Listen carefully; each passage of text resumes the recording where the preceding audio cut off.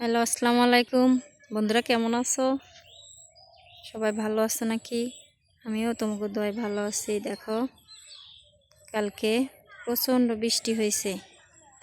এটা পানি ছিল এই দয়ে একদম নিচে। এই পানি বৃষ্টিতে দেখো কত দূর পর্যন্ত পুরা দ ভরে গেছে গা। এই যে হালদাররা যে থাকার টংটা পর্যন্ত তলায় গেছে, একবার পানির সাথে অ্যাডজাস্ট হয়ে গেছে।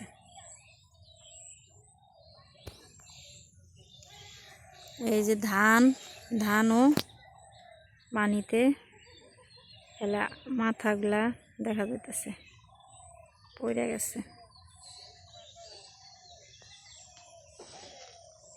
সবুজ সবুজ কালার আসলে সুন্দর। লেবুর চারা লাগাইছে এখানে। এই জায়গাটা অনেক সুন্দর লাগতেছে দেখতে। মুরগিগুলা দেখেন কিভাবে ঘাস খাইতেছে।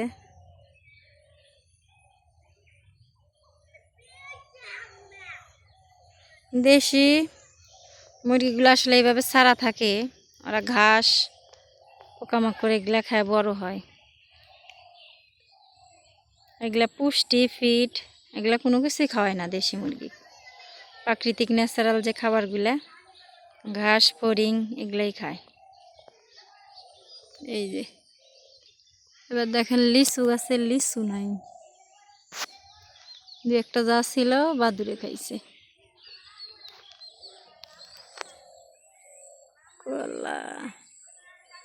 কলা পাকার সময় হয় নাই, বাত্তি হয় নাই, আবাত্তি আছে।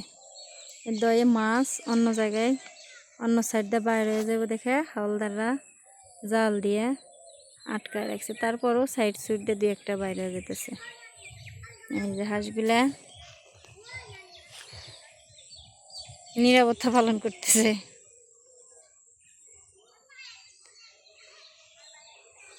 বগুড়া জেলার কালকে না সর্বোচ্চ বৃষ্টি হয়েছে, প্রচুর বৃষ্টি। এক বৃষ্টিতে মনে করেন যে ডোবা পুকুর দৌ সব বেড়ে গেছে গা। এরকম বৃষ্টির কারণে মানুষের ধান শুকান সমস্যা হইতেছে, খের শুকান। এই যে এখান দিয়ে আমার শ্বশুর তরকারি চাষ করছে। এটা পানি ছিল অনেক নিচে। এই যে মিষ্টি কুমড়া, এই যে পানি উঠে এটা তলায় যাইতেছে গা, পানি দিয়ে ভরে গেছে।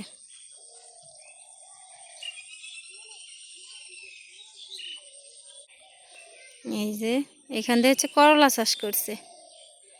করলা নিচের জঙ্গলাতে আছে মিষ্টি কুমড়া।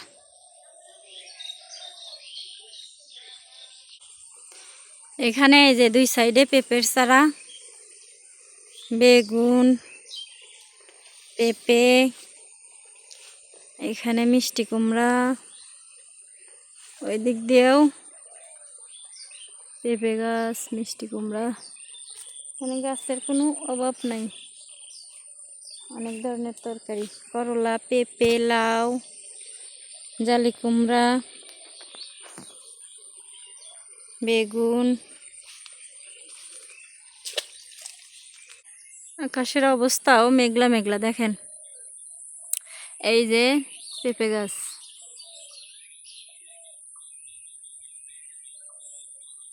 খুব পেঁপে ধরলো এই গাছটায়। একদম গোড়ের থেকে ধরা শুরু করছিল, এখন তো গাছ বড় হয়ে পেঁপেগুলো একবারে আগায় চলে গেছে। এখানে আবার কি পাট বুনছে মনে হয়, ছাগল চড়াইতেছে।